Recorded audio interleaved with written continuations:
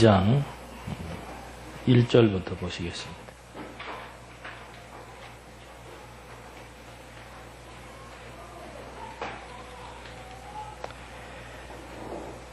사사기 2장 1절.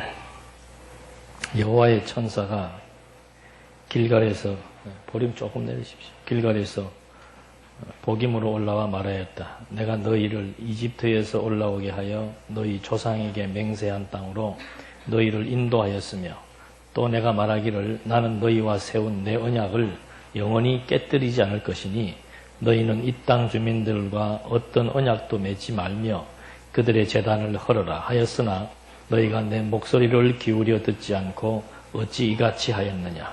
그러므로 내가 다시 말한다. 내가 그들을 너희 앞에서 쫓아내지 않을 것이니 그들이 너희 옆구리에 가시가 되며 그들의 신들이 너희에게 올가미가 될 것이다. 여호와의 천사가 이 말씀을 이스라엘 모든 자손에게 말하니 백성이 소리 높여 울었다. 그래서 그들이 그곳 이름을 복임이라 부르고 거기서 여호와께 제사를 드렸다. 2장 1절로 5절까지 말씀 봉독해 드렸습니다.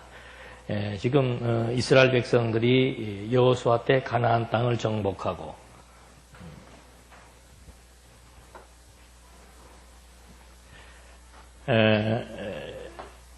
하나님께서 인류의 시조와 이스라엘의 열조와 언약을 세웠습니다. 그 언약의 내용은 나라를 세워주겠다는 것이었습니다. 그리고 그 나라를 세워주겠다는 언약의 첫 번째 국민, 국토, 국권, 이것이 국가의 3대 요소라고 그랬습니다. 그래서 제일 먼저 이제 생육하고 번성해서 큰 민족을 이루는 거, 이 내용이 창세기 37장입니까? 거기서부터 민수기 30장까지입니다.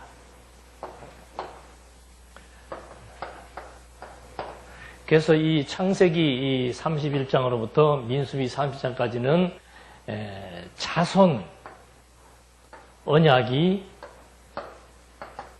성취되는 섭리 역사라고 그랬습니다. 그러니까 이스라엘의 역사를 통해서 하나님은 당신의 살아계신다라고 하는 존재를 확증시켜주기 위해서 이스라엘 역사를 통해서 섭리해 나가시는데, 첫 번째 언약 성취 섭리 역사가 뭔가 하면은 자손이 번성하는 겁니다. 그래서 아브라함, 이삭, 야곱 때는 그냥 한 명씩 나오다가 야곱 때 와서는 이제 12아들로 늘어서 이스라엘 민족의 조상 12지파가 형성이 되게 됩니다. 그렇게 해서 어디에서? 애굽에서 번성을 시킵니다. 그래서 이 창세기 31장으로부터 민수기 30장까지에서의 중요한 핵심은 뭔가? 계보라 그랬습니다. 계보. 그러니까 이 지금 자손 언약 성취 섭리이기 때문에 이 자손이 이 아무나 자손이 아니죠. 아브라함과 소리 조금 줄이세요. 아브라함과 이삭과 야곱의 혈통. 그래서 바울은 아브라함의 씨라고 얘기합니다. 그렇기 때문에 이 지금 아담 때부터도 마찬가지예요. 하나님께서 아담에게도 생육하고 번성하라고 약속을 했고 땅을 정복하고 다스리라고 했는데, 생육 번성 땅의 편만 하는 것은 이제 노아 때 와가지고 함, 야벳, 셈 이 세 종족의 그 두령들에 의해서 전 세계 각국으로 이제 민족이 퍼져나가고 땅의 경계가 정해집니다. 그리고 그들이 각각 나름대로의 족장을 구성하면서 통치 시대를 열어갑니다. 그러는 와중에서 이 아담으로부터 여기 12장의 아브라함에 이르기까지에서도 중요한 것은 뭔가? 역시 계보입니다. 아담의 계보는 이러하니라. 노아의 계보는 이러하니라. 그리고 11장부터 넘어가면 이제 함, 야벳, 셈의 계보가 소개가 되면서 12장에서 이제 그 셈의 계보에서 하나님이 아브라함을 피택을 해서 그 아브라함에게 똑같이 이 약속을 해주고, 이제부터는 이 국민이 아브라함의 씨를 통해서 이제 번성해 나갈 것을 약속해 주었습니다. 그리고 그 번성의 과정도 또 미리 예언을 해줍니다. 아무 데서나 번성하는 것이 아니고 살기는 가나안 땅에서 살지만 번성은 어디에서 한다?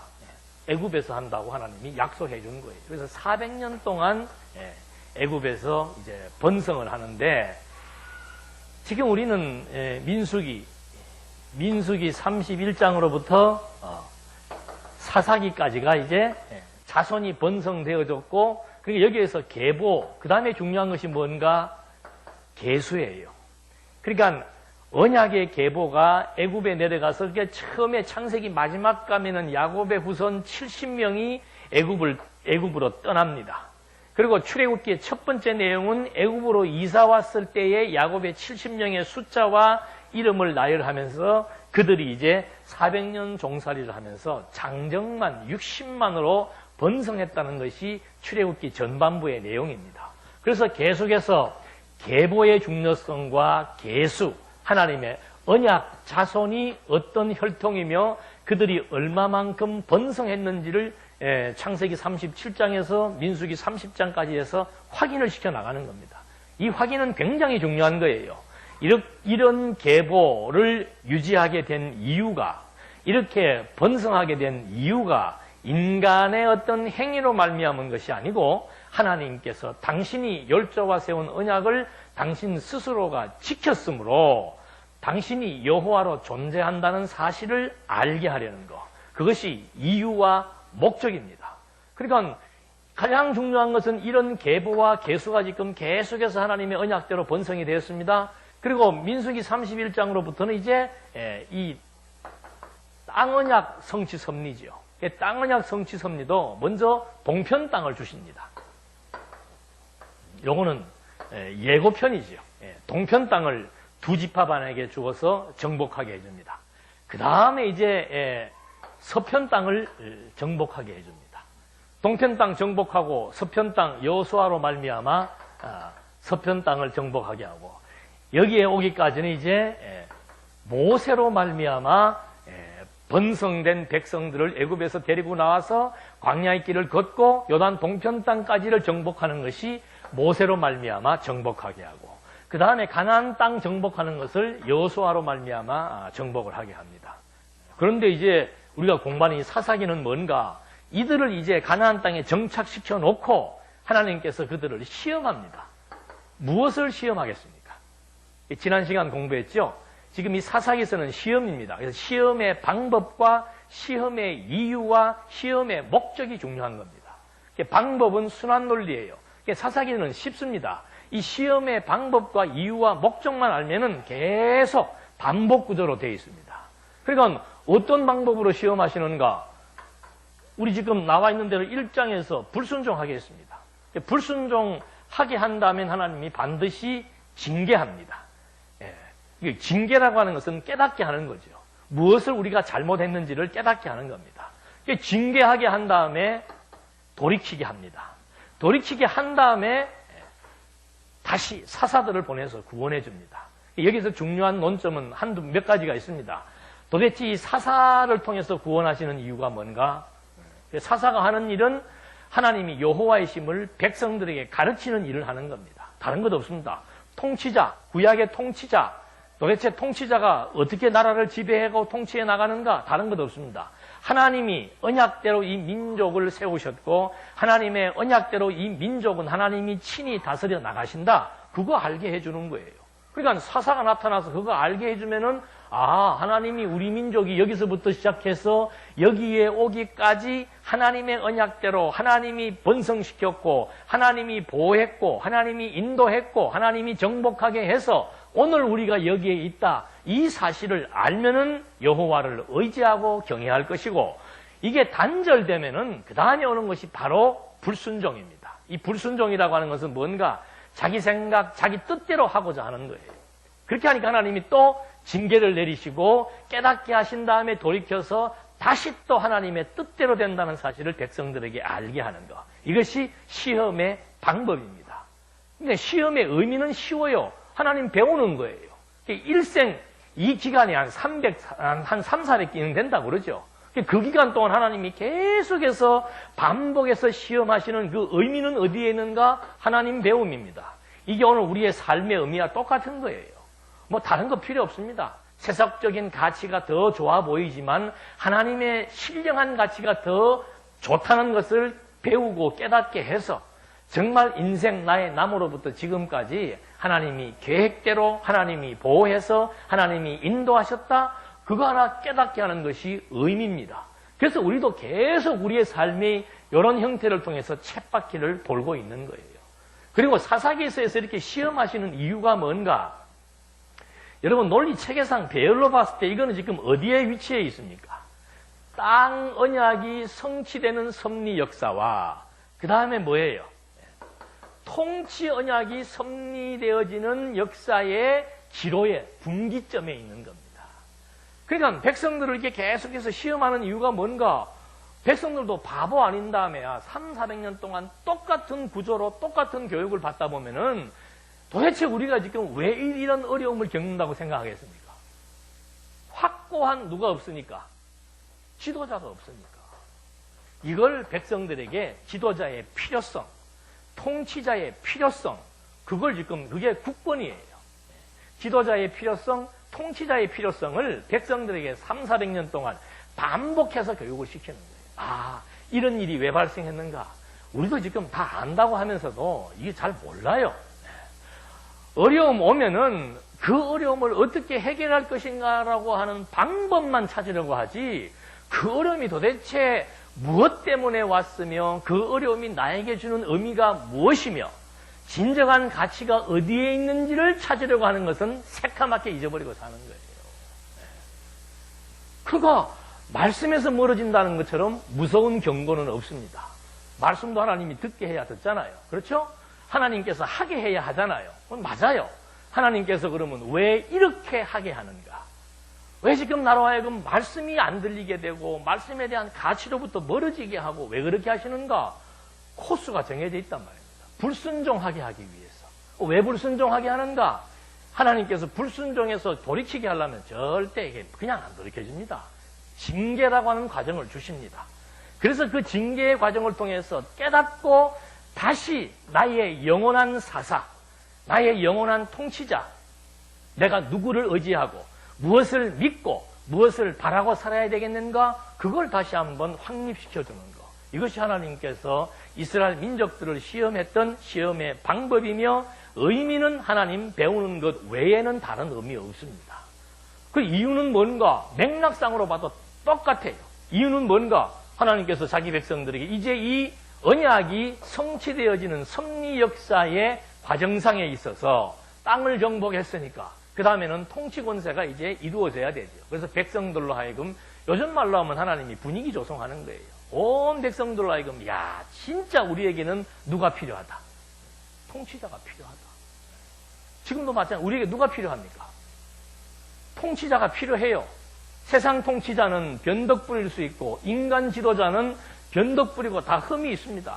그러나 우리의 영원한 사사, 영원한 통치자, 모든 만물을 창조하시고 섭리하시고 지도해 나가시는 모든 만물이 주에게서 나오고 주로 말미암고 주의 뜻에 의해서 종결되어지는 우주와 만물의 주체가 되시는 진정한 통치자, 그 그리스도가 우리를 통치해 주어야 나는 삽니다. 그거 깨닫게 해주는 것과 똑같은 거예요. 그래서 하나님께서 이 시대에 오면서 하나님이 지금 이제 하나하나 또 통치자의 계보를 지금 하나하나 설명해 주고 있는 겁니다. 그러니까 자 아브라함과 이삭과 야곱에는 그냥 뭐 한 사람 한 사람 하나님께서 이제 한 명 한 명 이렇게 낳게 해서 아브라함의 씨로 이렇게 나오게 합니다. 그러다가 400년이라고 하는 장구한 세월 동안 큰 민족으로 번성을 했습니다. 그러니까 이 민족을 지도할 지도자가 필요한 거죠. 근데 이 유다 때 야곱의 12아들 가운데서 유다에게는 하나님께서 어떤 지파로 세웠습니까? 왕의 지파, 통치권을 가지는 지파를 하나님이 세워준 거예요. 근데 처음부터 이 유다 지파가 등장을 해서 이스라엘을 지도하고 지배하고 지도하는 것이 아니고 하나님이 계속해서 이걸 이제 상기시켜주기 위해서 처음에 모세는 레위 지파입니다. 이스라엘 민족의 지도자, 처음 나오는 민족의 지도자죠. 그 앞에는 족장이었고 60만 대군을 이끌어 나갈 민족의 지도자 모세를 하나님이 세웠는데 그는 레위 지파예요. 또 그 다음에 바톤을 이어받아서 이제 가나안 땅을 정복해 들어가는 데 있어서의 전쟁을 치르는 군대 장관으로서 이스라엘 민족을 구원할 자, 그 이름은 여호수아, 예수와 똑같은 이름이죠. 자기 백성을 구원할 자인 여호수아는 어느 지파였는가? 에브라임 지파였어요.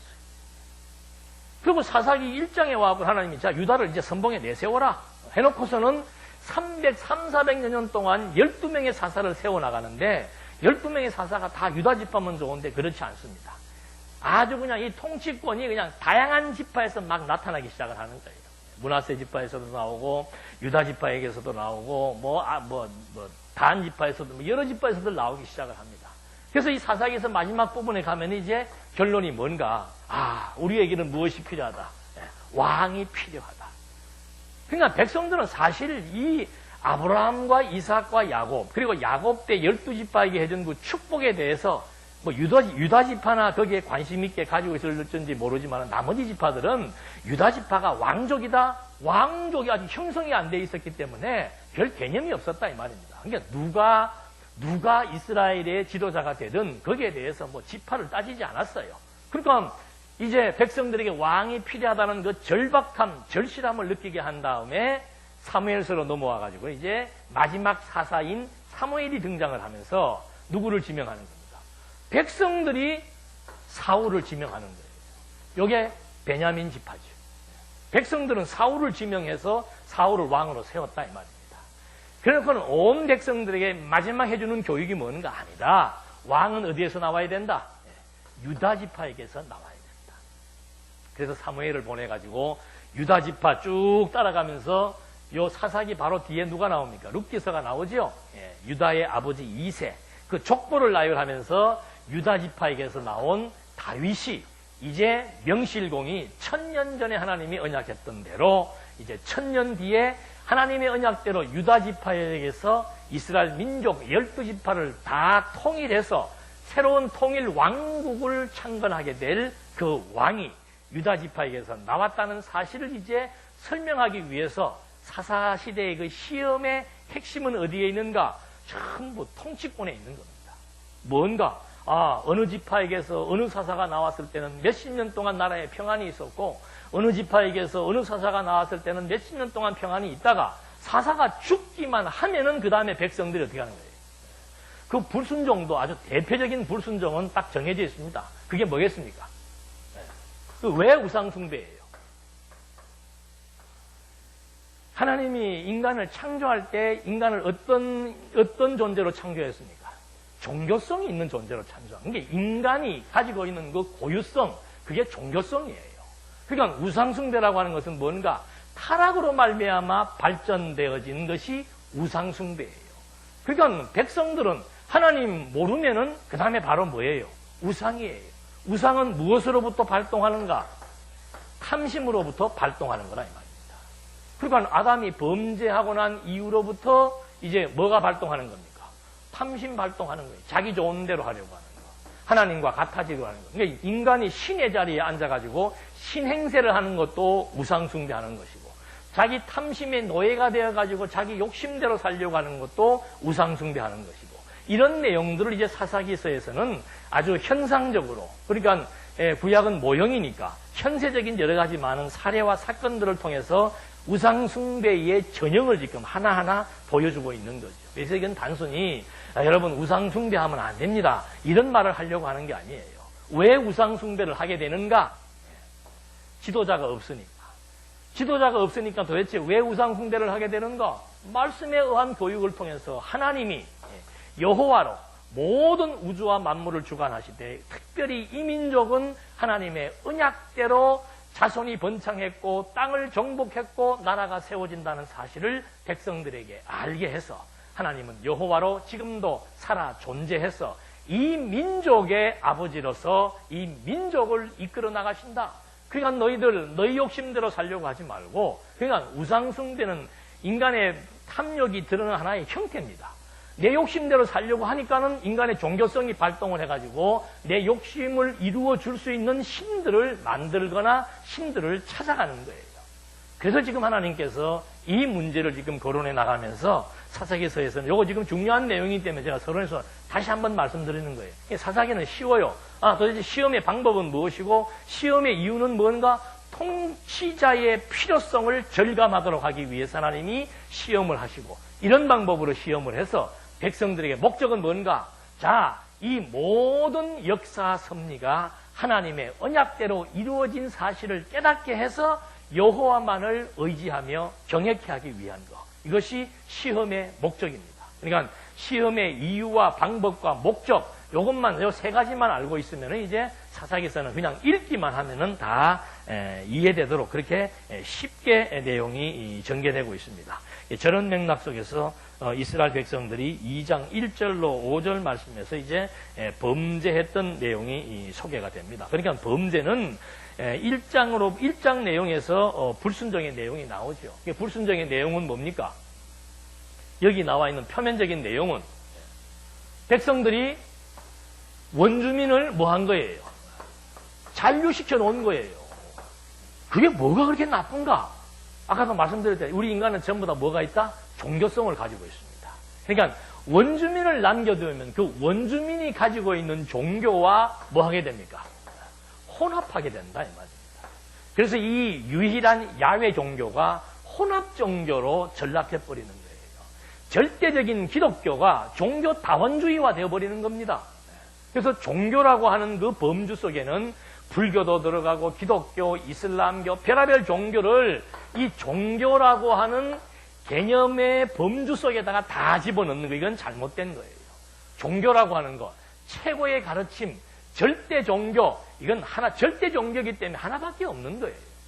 근데 사람들은 인간이 살면서 자기들의 목적을 달성하기 위해서, 인간의 탐심을 충족시키기 위해서 자기들이 만들어 놓은 신에게 절하게 되는 그런 이방 종교, 비종교죠. 종교가 아닌 종교를 종교로 탈바꿈시켜 놓고 거기에다 지금 전부 다 매진하고 있더라 그 말입니다. 이것이 뭐 이 시대도 마찬가지예요. 또 그 이전 시대도 마찬가지고. 아담이 타락해서 자기 탐심에 의해서 자기 좋은 대로 선악과를 따먹고 자기 좋은 대로 모든 것을 판단하는 거, 그것이 탐심 우상 숭배의 출발점입니다. 그러니까 바로 그 다음에 가인이 등장을 하면서 아니 종교 생활이라고 하는 것은 최고의 가르침이고 최고의 가르침을 받는다는 것은 최고 절대자, 지존자의 뜻을 추구하는 것인데 가인은 지존자의 뜻을 추구하는 것이 아니고 자기 뜻을 추구하기 위해서 재물도 지존자가 내라고 하는 좋아하는 재물을 내는 게 아니고 자기가 좋아하는 재물을 바치는 거예요. 그래서 그게 우상숭배라 이 말입니다. 가인이 우상숭배하기 시작을 하고 그 다음에 아예 애굽에 내려가서 하나님이 400년 동안, 아브라함도 마찬가지예요. 아버지 직업이 뭐였습니까? 우상숭배하는 사람이에요. 우상을 만드는 사람이니까 아브라함도 우상숭배하는데 아주 익숙해져 있지요. 인간은 본성적으로 우상숭배는 하라 하지 마라 가리킬 거 없습니다. 그냥 어려운 일 있을 때 저기 이상한 나무만 하나 있어도 어떻게 해요? 절하고 싶고, 어려운 일이 있을 때 늘 가는 장독대에 물 한 그릇만 떠나도 어떻게 하고 싶어요? 빌고 싶은 게 인간의 본성입니다. 지금 우리도 마찬가지예요. 어려운 일 겪으면은 뭐 여야 너나 할 거 없습니다. 다 그 어려운 문제 그것 때문에 신에게 뭐 하고 싶은 거예요? 빌고 싶은 거예요. 그 비는 게 이렇게 비는 게 아니더라도 아이고 하나님 아버지 제발 좀 뭐예요? 그게 우상숭배라니까. 에? 주어진 환경과 여건을 그냥 그대로 승합하는 것은 이게 진정한 종교생활이고, 주어진 여건에 이걸 좀 어떻게 해달라는 거예요? 바꿔달라는 거 아니에요. 그게 우상숭배라 이 말입니다. 그래서 바울이 탐심이 우상숭배라고 말하는 이유는 뭔가? 우상숭배의 본질을 지금 설명해 주는 거예요. 그러니까 이건 누구에게나 다 있습니다. 아이고 나는 뭐 예수 믿고 나서부터는 이 말씀 듣고 나서는 나는 점쟁이한테 간 적도 없고 뭐 한 것도 없습니다. 나는 우상숭배 안 했습니다. 천만의 말씀입니다. 계속해서 우리도 어려움 앞에 설 때마다 아이고 하나님 아버지 좀 공부를 많이 한 사람들은 해결해달라 소리는 못 해도 그래도 무슨 말은 하고 싶어요. 어째 이래 자꾸 이래 좀 이게 언제까지 뭐 이렇게 정확한 발음은 못 해도 하나님은 또 다 읽어요 그거를. 요놈 봐라 다 안다니까요. 그러니까 뭐 고함치고 해달라고 해서 그것이 우상숭배고, 말을 앞부분 조금만 했다고 해서 우상숭배가 아니고 이런 게 아니고 정말 범사의 하나님을 인정하느냐 안 하느냐. 저부터도 그렇죠. 살면서 당장 무슨 문제 봉착하면은 막 하나님 뭐 하다가도 그냥 어려운 문제 앞에 빠져들어가서 이 문제를 어떻게 해결할 것인가라고 하는 방법에 치우치게 되는 거예요. 그래서 말씀의 지배를 받지 않으면은 이걸 떨쳐버릴 수가 없습니다. 인간은. 그리고 이 보이는 세상이 이 탐심과 어떻게 해요? 하나가 돼 있어. 하나가. 이 세속이라고 하는 것은. 그러니까 이거를 여러분 이 사슬로부터 벗어난다는 것은 못 벗어납니다. 죽어야 벗어나는 거예요.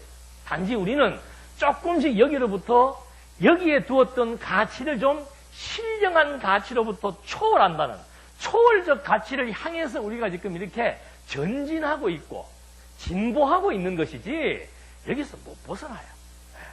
그렇다고 해서 이걸 정당화시켜서도 안 됩니다. 또 다 여기에 있으니까는 뭐 이걸 또 당연한 줄 알고 맞다. 나도 뭐 조금 이걸 그대로 또 미화시키는 것도 잘못된 거죠. 깨닫게 해야 되는 거예요. 깨닫게 하는 거예요. 아니 이걸 죽여지는 만큼 우리는 행복한 거예요. 근데 일반적으로 반대로 생각하는 거예요. 이게 죽여지는 게 아니고 이게 이루어지는 만큼 행복하다고 생각을 하는 거죠.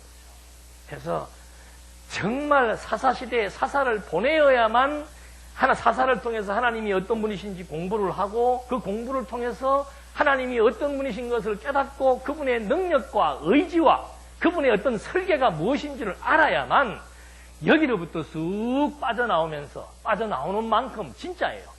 어둠의 구렁텅이에서 빠져나오는 만큼의 희열과 기쁨과 행복이 넘치게 돼 있다 이 말입니다. 그러니까 이거 벗어나는 것은 다른 방법 없습니다. 진짜죠. 우리 알고 있잖아요. 다른 방법이 없어요. 그래서 유일한 방법은 하나님의 말씀에 의해서 우리 육신의 욕망을 복종시켜 나가는 우상 숭배로부터 탈피하게 하는 이것이 지금 사사기서의 주된 내용인 것을 확인할 수 있는 거죠. 원주민들 놔두면 하는 일 뻔해요. 여러분 일로 들어가는 것은 이 불순종의 길로 접어 들어가는 것은 굉장히 합리적입니다. 여러 사람들이 듣고 다 동화됩니다. 노아 시대 때도 노아 8명 식구 8명 빼놓고서는 전 인류가 다 어디예요? 하나님의 불순종한 거예요. 여러분 하나님의 뜻을 바로 분별하고 그게 순종하며 산다는 그것은 인간의 어떤 지혜나 판단이나 생각으로 되는 게 아니에요. 누구든지 여기에 살고 있기 때문에 이것이 다 합리적이고 100이면 100명이 다 옳다고 인정하는 거예요. 여기는 이상한 거예요. 이상한 거. 에? 세상 천지에 무슨 물로 물벼락이 와가지고 물로 세상이 망한다 웃기고 있네. 노아 저거 정신감정 해봐야 된다. 노아가 그동안 무슨 이렇게 신을 잘 섬기더니 진짜로 귀신이 들렸는가 보다. 정상적인 사람 같으면은 정상적인 생활을 해야 될 텐데 어떻게 비도 안 오는데 혼자서 비 온다고 하더니 쭝얼거리더니 계속해서 배만 만들고 있더라 이 말이에요. 남북이 분열될 때도 보십시오. 북쪽 이스라엘로 몇 지파가 갔습니까? 10지파 반. 그렇게 잘하세요? 10지파 반이 간 거야. 뭐 때문에 간 겁니까? 그 명분이 뭐예요? 예? 세금. 좀 고상하게 말해서 뭐예요? 경제지요, 경제. 저는 누구 대통령이 옳다 그러다를 말하는 게 지난번에 우리 대통령을 뽑을 때 뭘 보고 뽑은 거예요? 경제 보고 뽑은 거예요. 저는 그럴 때 벌써 안 된다는 것을 예측을 한 신령한 사람입니다. 안 돼요, 이런 거. 인간 마음대로. 근데 사람들이 제일 관심 받는 부분이 어디예요? 경제예요. 그래서 여기는 경제천국입니다. 경제천국. 그걸 이제 성경대로 말하면 재물이라고 얘기하는 거예요. 재물과 하나님은 서로 대비적 관계에 있습니다. 그만큼 피조세계에서 막강한 힘을 가진 것이 경제력이에요. 그리고 이 사람도 이 경제력이에요. 원주민들을 놔두면 그때는 종이 경제력입니다. 종이 재산이에요. 왜? 종은 노동력이기 때문에. 종을 살려두고 많이 낳아둘수록 농사도 잘 되고 자기들의 하는 일에 훨씬 경제적으로 유익하겠죠. 그 순간 하나님을 잊어버리는 거예요. 그러니까 온 국민이 다 화합합니다. 이럴 때는. 야, 우리가 돈 얘기 나오면 다 공감을 해요. 남북이 분열될 때도 경제였고 지금 사사시대의 원주민을 남겨두게 된 원인도 경제 때문에 그런 거예요.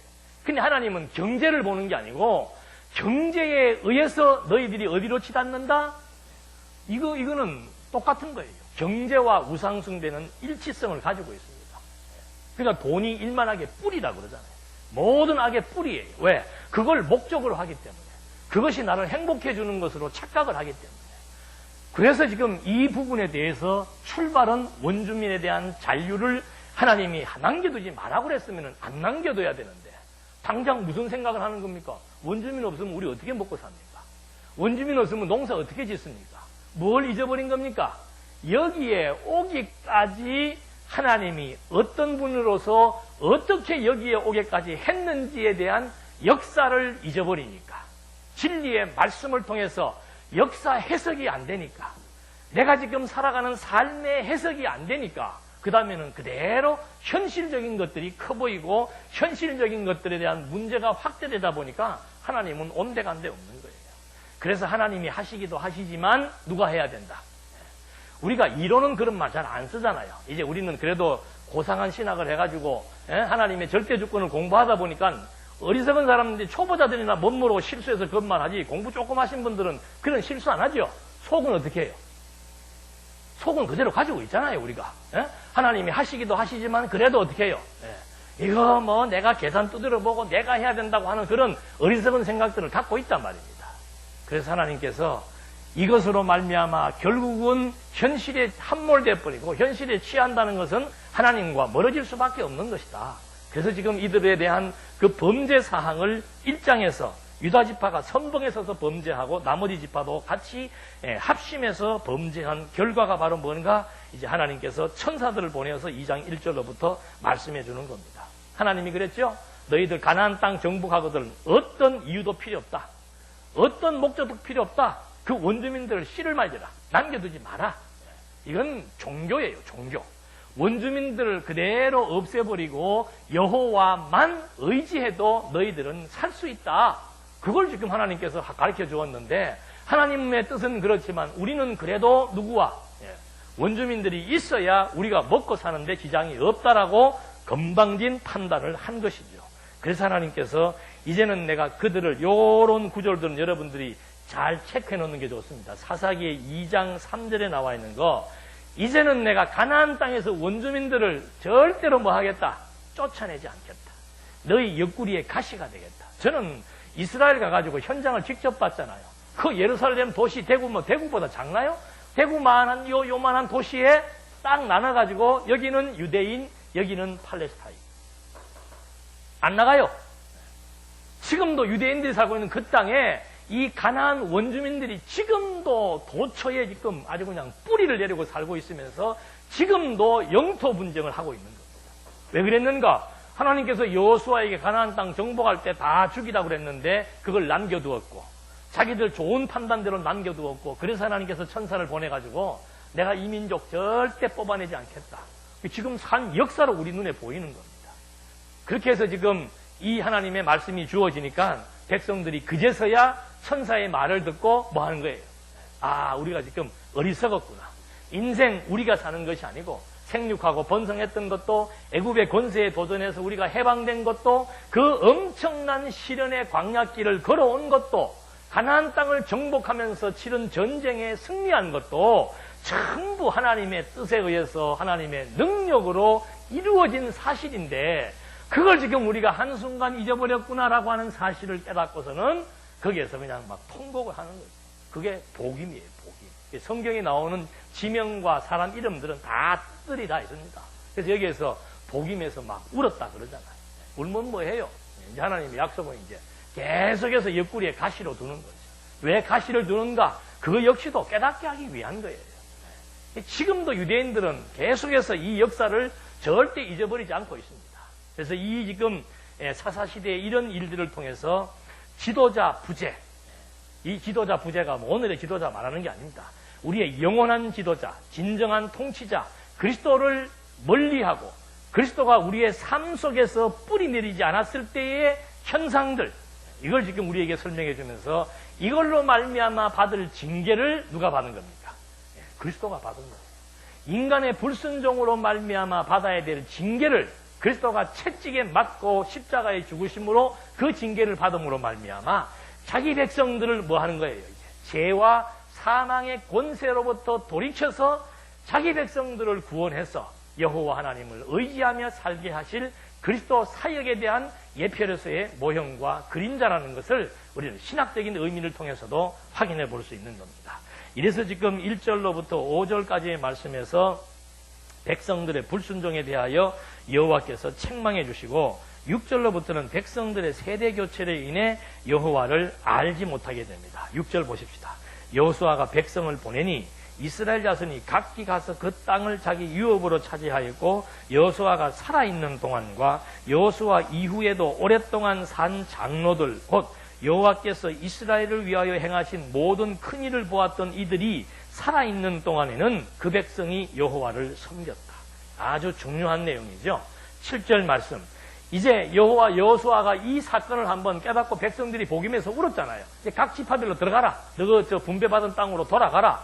해갖고 돌아갔는데, 돌아가서 그들의 살아가는 삶의 형태가 여호수아가 살아있고 이런 여호와 하나님을 깨닫고 배웠던 장로들이 살아있을 동안에는 백성들이 여호와를 섬겼지요. 그러나 이제 8절 여호와의 종 눈의 아들 여호수아가 110세에 죽으니 백성들이 가스산 북쪽 에브라임 산지 딥낫 헤레스에 있는 그의 유업의 지경 안에 그를 장사하였고 그 세대의 모든 사람들 역시 죽어서 그 조상들에게 돌아갔으며 그 이후에 여호와를 알지 못하고 그분께서 이스라엘을 위해 행하신 일들도 알지 못하는 다른 세대가 일어났다. 그러니까 여기에서는 세대 교체의 핵심이 뭐예요? 여호와를 아는 세대, 그 다음에 알지 못하는 세대, 그대로 양분되어 있습니다. 여호와를 아는 세대가 살아있을 동안에는 교육을 받는 거예요. 최고의 가르침을 받는 거예요. 그러나 여호와를 아는 세대가 사라져버리게 되면은 이 교육이 단절돼 버리는 거예요. 단절되면 그 다음에는 인간은 자기의 본성대로 살고 싶은 타락성을 가지고 있기 때문에 아담 이후로 다 마찬가지죠. 아담이 왜 범죄하고 타락한 겁니까? 하나님과 같아지려고 하는 거예요. 모든 만사의 주관자는 하나님밖에 없는데 인간이 주관자의 자리에 앉아서 자기 좋은 대로 판단하고 자기 좋은 것 취하고 싶고 자기 좋은 대로 살려고 하는 이런 탐심의 노예가 되어 있는 그 상태, 이것이 타락한 인간의 죄악성이라 이 말입니다. 이걸 가지고 사람들은 하나님을 모르니까 또 이 타락성 가지고 자기 위선 떠는 걸 갖다가 또 선하다 그러고 도덕적으로 아름답다 그러고 윤리적으로 대단한 사람이라서 상 줘야 된다 그러고 평화의 상은 무슨 또 평화의 상이에요. 별하별상들을 다 만들어 놓고 이걸 얼마나 잘 감추고 포장해서 기술적으로 자기를 의인으로 드러내는 그런 사람들에 대한 노예가 돼버린 세상이 돼버린 거죠. 그러니까 시간 지나면 다 드러나는 거예요. 시간 지나면. 그래서 하나님께서 이제 어리석은 여기로부터 진리의 말씀에 의해서 지속적인 교육, 이것에 의해서만 이스라엘 민족들에게는 살 희망이 있다라고 하는 거. 그러니까 늘 말씀드린 게 기독교 교육, 우리가 처음부터 교육을 강조했습니다만은 요즘 체제개혁 얘기에 체제개혁의 핵심도 다른 것 없습니다. 교육 빼면 끝이에요. 교육 빼면. 모든 시스템, 그 제도가 전부 교육 중심이에요. 아니, 성경도 그렇고, 우리 말씀운동 처음에 태동된 교회들도 다 마찬가지예요. 공부하기 위해서 여기서 무슨 의식 집행을 하고, 무슨 장로니, 집사니, 권사니 거들먹거리고, 되지도 않은 법 만들어가지고, 그 법의 노예가 돼가지고, 옳고 그러니, 법 만들면 뭐합니까, 지금? 한국교회의 거목들은 다 도둑놈 되어 있는데.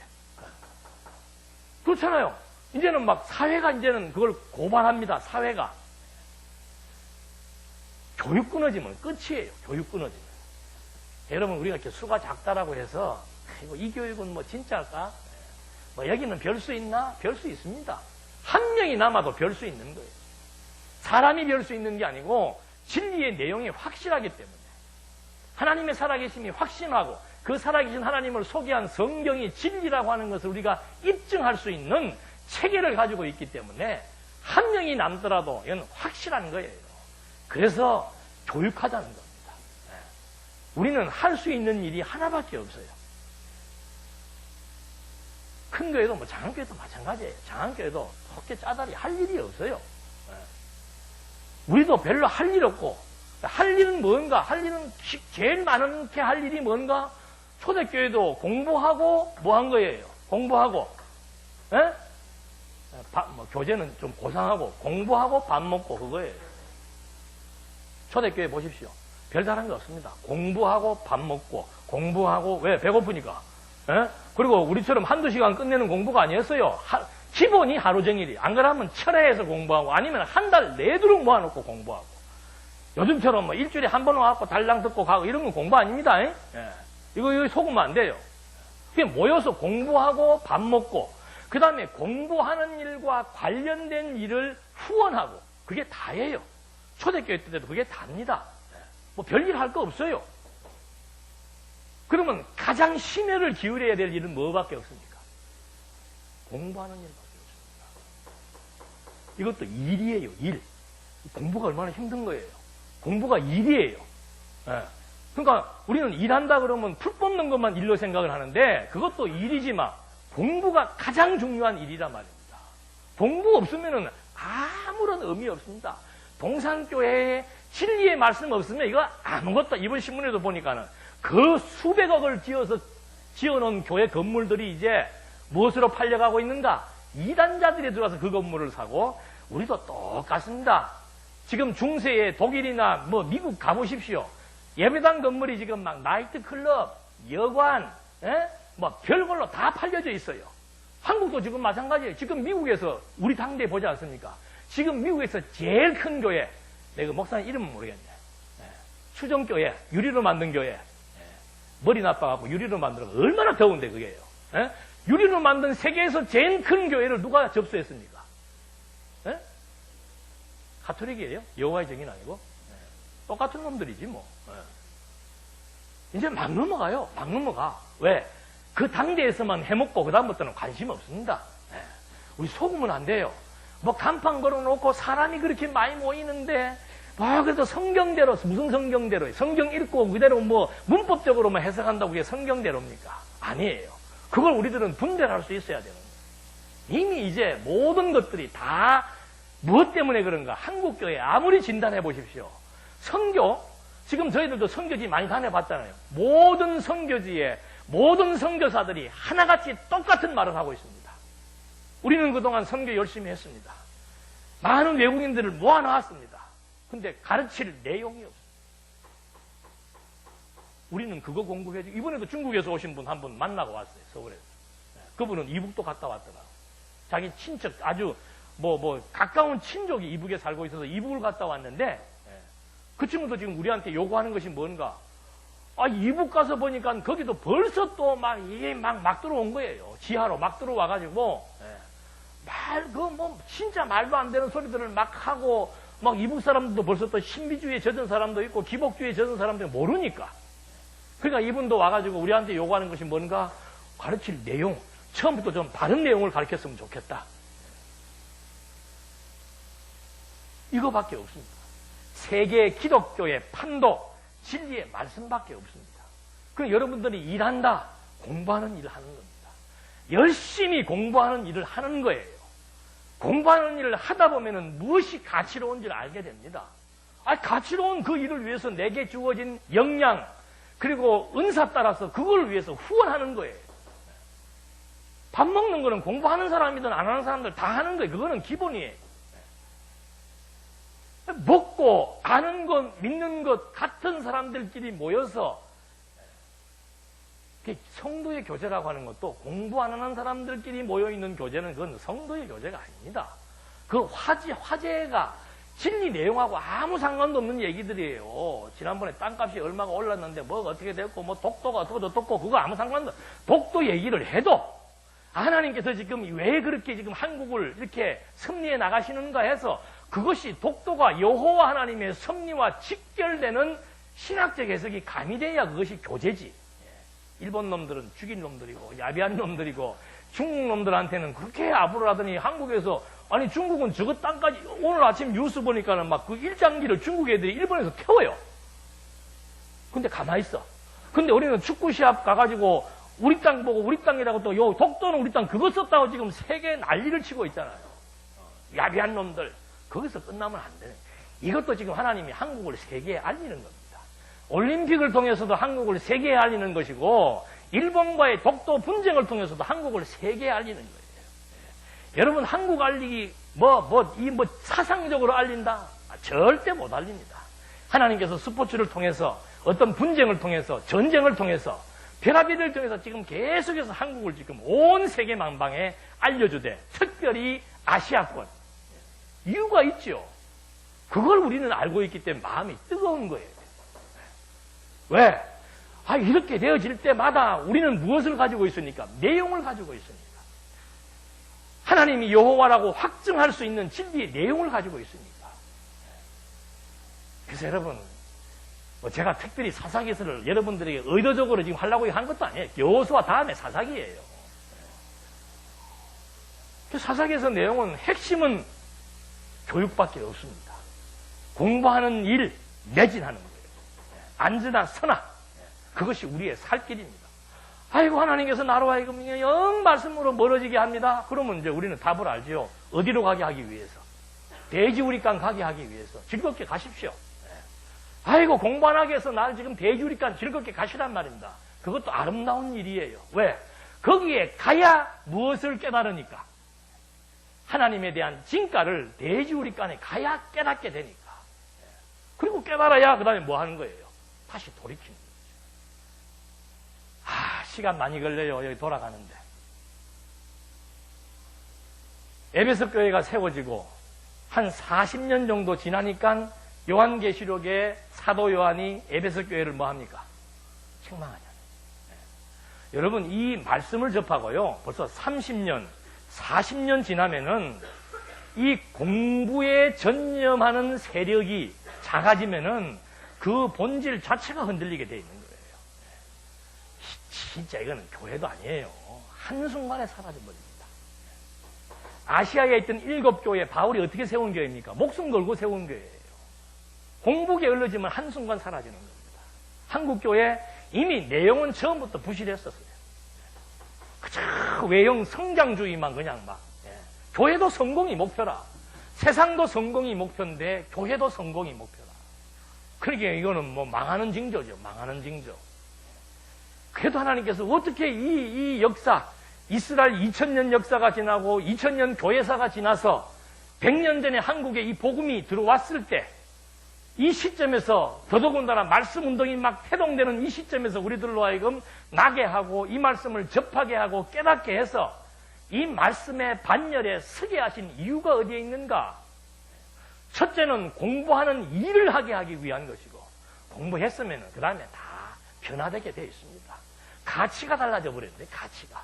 나는 무엇을 위해 살아야겠다는 것이 아주 분명하게 각인될 수밖에 없는 거죠. 사도 바울도 그 시대 보니까 많지 않더라고요. 처음에 전할 때나 여러 사람들은 나중에는 그냥 사람 없어요. 여러분 진리 지킨다는 것, 말씀이 끝까지 들린다는 것, 지금 현재 내가 말씀을 듣고 살아간다는 것, 이게 하나님의 축복이고 이게 행운이고 정말 이게 쉽지 않더라고요. 지나간 역사를 보니까. 이 말은 여러분들 이런 걸 알고 이제 좀 돌이키자, 각성하자 그래서 드리는 말씀이에요. 그런다고 될지 안 될지 나도 몰라요. 그냥 나와 있으니까 말을 전달만 할 뿐입니다. 성령께서 여러분들의 마음을 감동 감화해서 야 진짜 여기에 목숨 걸어봤댔자 다 헛되고 헛된 거 우리 알지 않습니까? 알면서 여기에 있는 옷을 자꾸 입으려고 해. 그 단어를 좀 없애버렸으면 좋겠는데. 그래도 돈도 있어야 되고, 그래도 명예도 있어야 되고, 그래도 뭐 학력도 있어야 되고, 그래도 집안도 좋아야 되고, 뭐 보는 게 많아. 바울은 다 가지고 있었습니다. 한마디로 말하면 로마의 시민권 하나만 가지고 있어도 끝나는 거예요. 그 시대에는. 그래도 그걸 다 어떻게 해요?